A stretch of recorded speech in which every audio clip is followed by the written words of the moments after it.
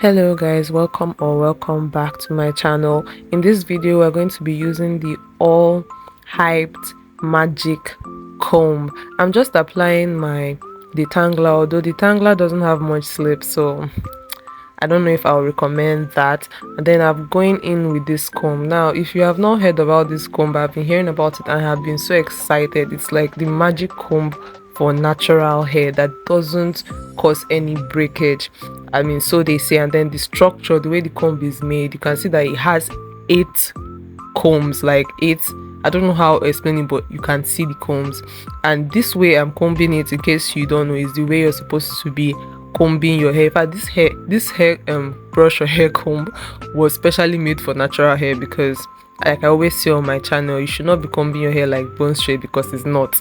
And then this comb, I don't know, for me, I don't know why, but the comb was stressing me a lot. As you'd see, there were times when I was tired, I had to bring my hand down, and I also had to help myself with the wide tooth comb, at the roots of the hair, because I was having difficulty. Are you saying that that comb effortlessly brought out shed hair? Like, and I checked my hair. I'm very, very, I don't know, over cautious with making sure my hair doesn't break. And this comb didn't break my hair, yo. I didn't see so much breakage, mostly just shed hair.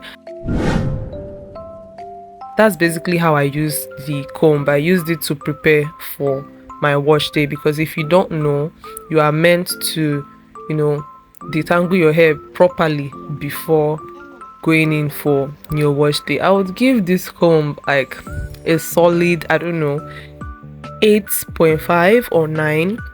Why I'm not giving it 10 is because I don't know, it was painful. Not painful to comb, but like stressful.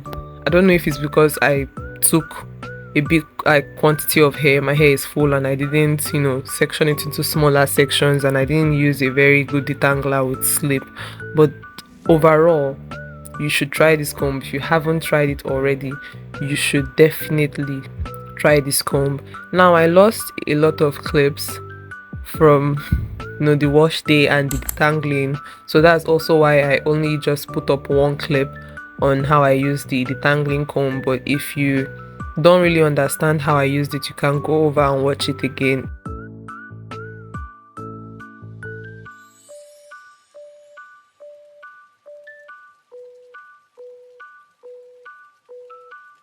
I always wash my hair in sections. It's easier for me, and this conditioner is, for me, the best conditioner that I can use, because I've not been able to get my hand on protein treatments. And I also still go in to lightly detangle my hair again. Now this is as a result of refusing to let go of bad ends. My ends obviously need a trim, but because I desperately wanted to grow out my hair, I've been holding on to I was holding on to those extra hair in this particular video.